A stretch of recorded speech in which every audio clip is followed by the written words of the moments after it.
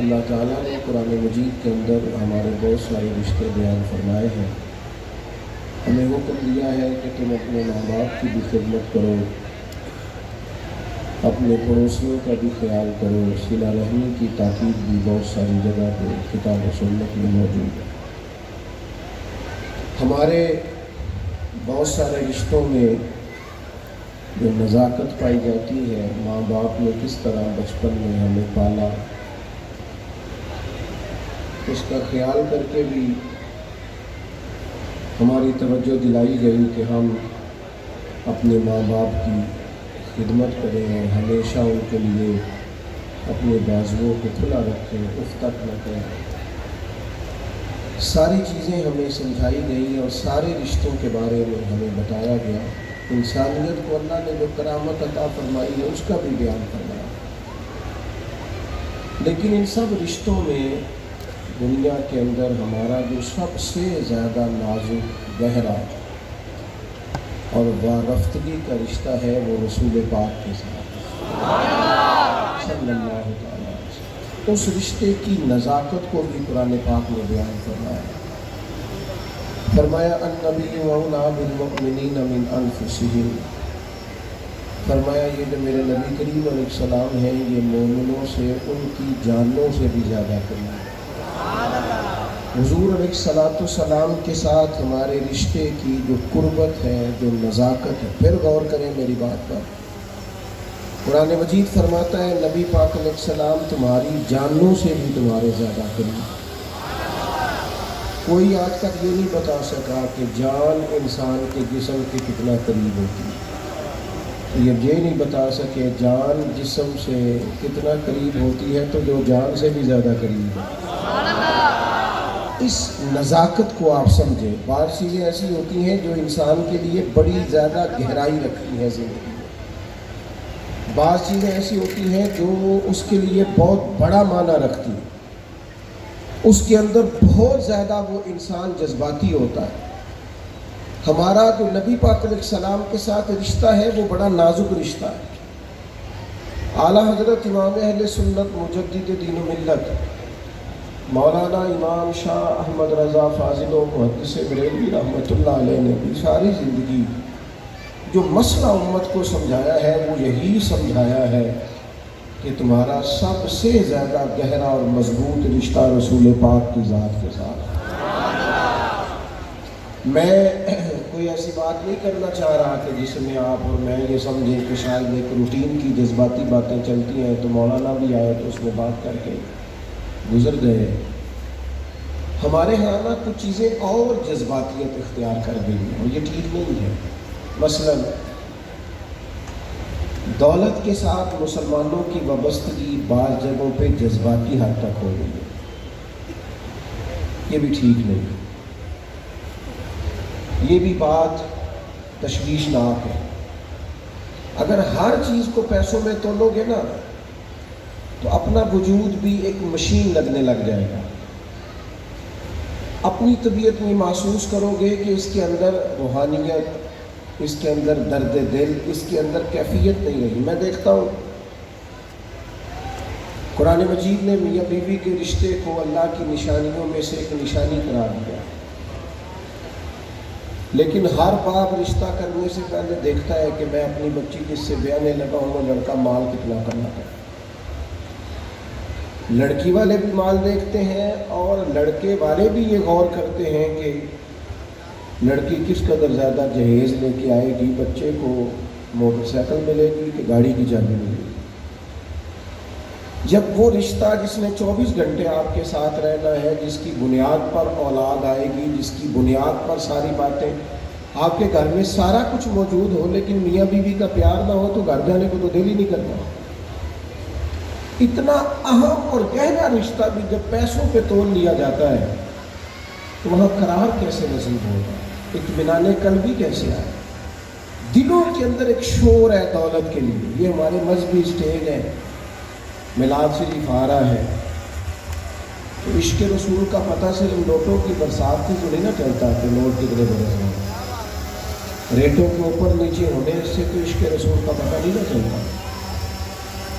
اور کیا یہی سٹیٹس تو نہیں رہ گیا کہ جو مہنگا خطیب ہو، مہنگا نعت خواہ ہو، وہی زیادہ عشق رسول بانٹتا ہے؟ تو اس مزاج نے ہمارے دلوں کو جکڑ لیا، نہ چاہتے ہوئے بھی توجہ ہے لوگوں کو۔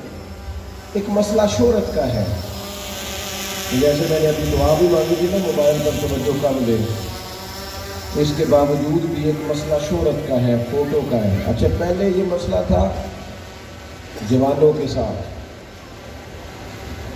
اب یہ پرابلم بڑوں کو بھی ساتھ درپیش ہے۔ اب تو اللہ خیر کرے، بعض بچے کہتے ہیں کہ ابا جی سے گزارش کریں کہ ہم گھر آئیں تو تھوڑی دیر موبائل چھوڑ دیا کریں، ہم سے بھی کوئی بات کر لیں۔ شہرت ایک بہت بڑا نقص ہوتا ہے، جب آپ کا مقصود صرف شہرت ہو جاتا ہے نا، میں چاہا جاؤں، مجھے پہچانا جائے، یہ بھی پوری طرح بندہ مومن کے دل پہ قبضہ کر لے۔ حضور علیہ الصلوۃ والسلام نے فرمایا انسان جیسے جیسے بوڑھا ہوتا ہے دو چیزیں جوان ہوتی ہیں، ایک چاہا جانے کی خواہش، ایک دولت کی خواہش۔ اور ایک مقام پر مزید وضاحت کر دی، فرمایا بھوکا بھیڑیا بکریوں میں چھوڑا جائے تو اتنی تباہی نہیں کرتا، بھیڑیا تو ویسے ہی خطرناک ہوتا ہے، اوپر سے بھوکا ہو۔ بھوکا بھیڑیا بکریوں میں چھوڑا جائے تو اتنی تباہی نہیں کرتا جتنی دولت اور شہرت کی محبت انسان کے باطن میں تباہی کرتی ہے۔ یہ چیزیں ہمیں جکڑ رہی ہیں تیزی سے، شہرت، اقتدار، چاہا جانا، گلی کا نام میرے نام پہ ہو جائے، محلے کا نام میرے نام پہ ہو جائے، برادری کا بڑا مجھے مان لیا جائے، فلانی شے میری، میں یہ ہوتا ہوں، میں وہ ہوتا ہوں۔ بات بھائی ان چیزوں کی تو جگہ ہی نہیں تھی تیرے دل میں، یہ کدھر سے آ گئی؟ تیرے دل میں تو تیرے لیے تو نسخہ یہ تجویز کیا گیا تھا کہ تیری جان سے بھی زیادہ قریب رسول پاک ہے۔ تجھے تو صبح سے شام تک دیکھنا تھا کہ تو نے محبوب کی نعت کتنی بڑی ہے، تو نے تو دیکھنا تھا دل میں تڑپ کتنی ہے رسول پاک کے لیے، حضور کی سنت کا، شریعت کا پاس کتنا ہے۔ صبح سے شام تک تو نے تو یہ سوچنا تھا کہ میں خدمت دین متین میں اپنا کردار کتنا ادا کر سکوں۔ تجھے زندہ رکھنا ہے، تیری روح کو اگر بچنا ہے تو وہ نبی پاک کی محبت سے بچے گا۔ مرکزی نقطہ فاضل بریلوی نے سمجھایا ہے، ایمان کا مرکزی نقطہ۔ سب لوگ کہتے ہیں دنیا میں صبح و شام دعائیں مانگی جاتی ہیں، یا اللہ با ایمان لے جانا، یا اللہ با ایمان لے جانا، یا اللہ با ایمان لے جانا، اللہ ایمان پہ خاتمہ کرنا۔ تو اعلیٰ حضرت فرماتے ہیں مجھے تو خاتمہ بالخیر کا پتہ بھی چل گیا کیسے ہوتا ہے۔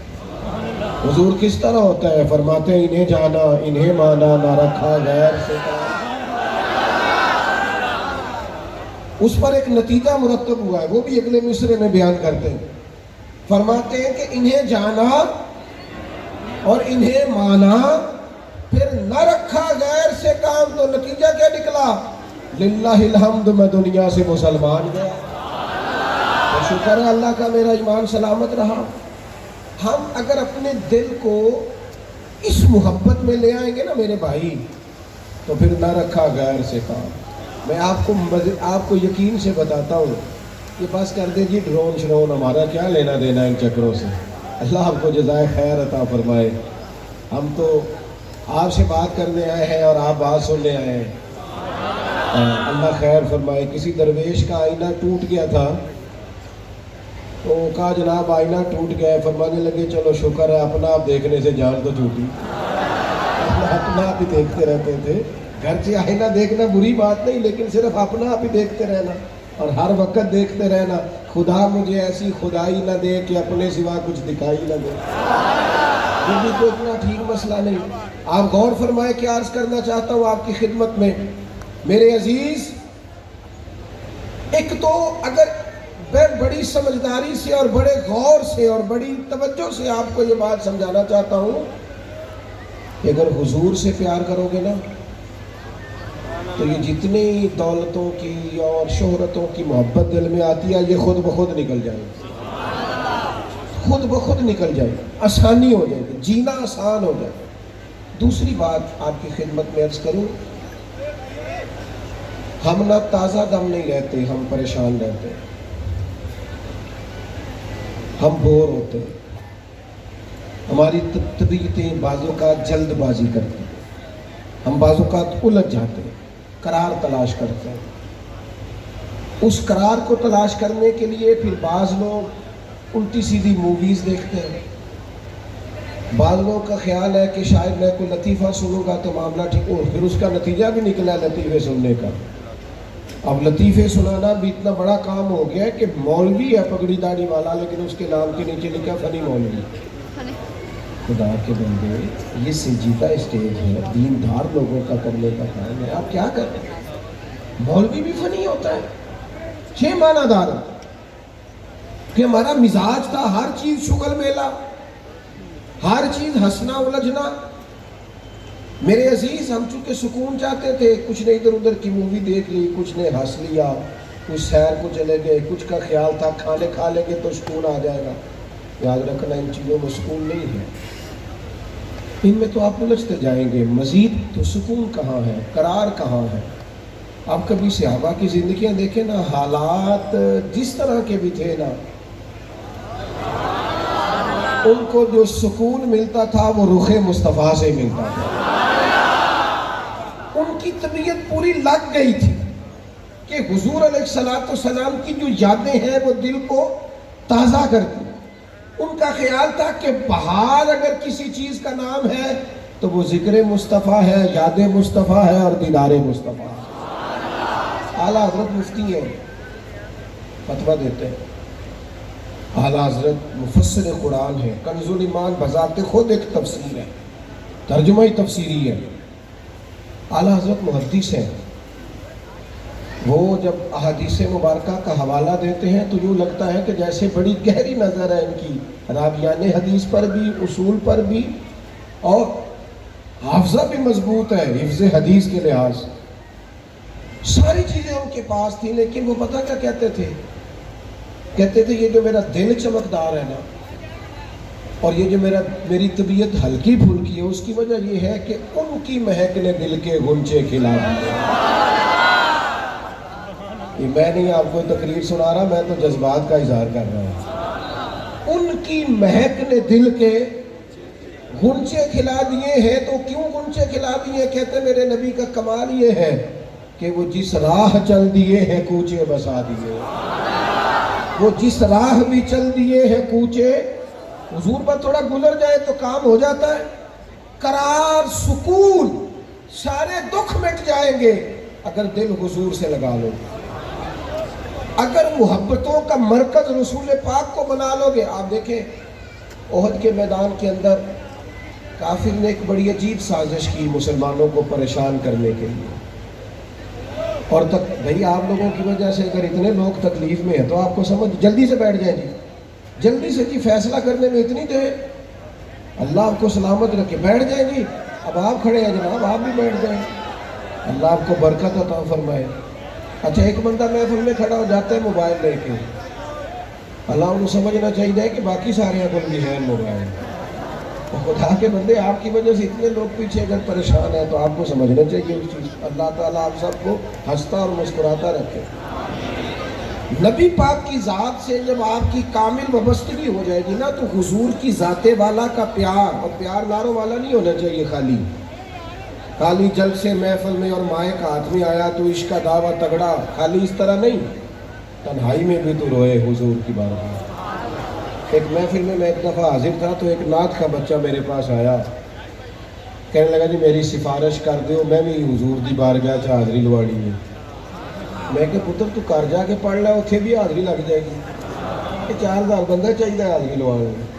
حضور کی بارگاہ میں تو جہاں بیٹھ کے بھی پڑھے حاضری لگ جاتی ہے. اس کے لیے کیا ساج سمر کے مجلس ہی فقط ہو تو حاضری لگتی ہے؟ یہ بھی اعلیٰ حاضری ہے، پر وہ تو واللہ وہ سن لیں گے اور فریاد کو پہنچیں گے. بس اتنا تو ہو کوئی فریاد کرے دل سے، تو بات تو دل سے کر. آپ کی جب کامل وابستگی حضور سے ہو جائے گی نا تو یہ غربتوں کا ڈر، یہ پریشانیاں، یہ آزمائشیں، ایک جگہ رونا نہیں رویا حضرت بلال نے کبھی اپنی غریبی کا، ایک جگہ پریشان نہیں ہوئے کبھی حضرت سلمان فارسی کے میں پردیسی ہوں، ایک جگہ بھی کبھی جناب صہیب رومی کو تکلیف نہیں ہوئی. کیوں بلا؟ اس لیے کہ حضور کی محبت ایسی دوا ہے جو ہر بیماری سے شفا عطا کر دے. احد کے میدان میں کافروں نے ایک چال چلی تھی. ان کو پتا تھا کہ کون سی بات مسلمانوں کو زیادہ پریشان کر سکتی. انہوں نے ایک افواہ پھیلا دی تھی کہ معاذ اللہ حضور کو شہید کر دیا گیا. اس کی وجہ سے شدید پریشان ہوئے صحابہ، اور جنگ کے جو نتائج برعکس آئے اس کی بڑی وجہ یہ افواہ بھی بنی. اب صحابہ بڑے پریشان تھے، حضور شہید ہو گئے. کچھ لوگ نا میدان احد سے جب واپس آ رہے تھے نا جنگ ختم ہونے کے بعد، ایک خاتون جا رہی تھی میدان جنگ کی جانب. عورتیں اپنے مزاج کے لحاظ سے کمزور ہوتی ہیں قلبی طور پر، اور بڑی خوبصورت بات لکھی ہے علماء نے. کہتے ہیں عورت کے دل میں درد زیادہ ہوتا ہے نا، پیار زیادہ ہوتا ہے، اور یہ جو وہ کمزور واقعہ ہوئی ہے اسے عیب نہ سمجھو.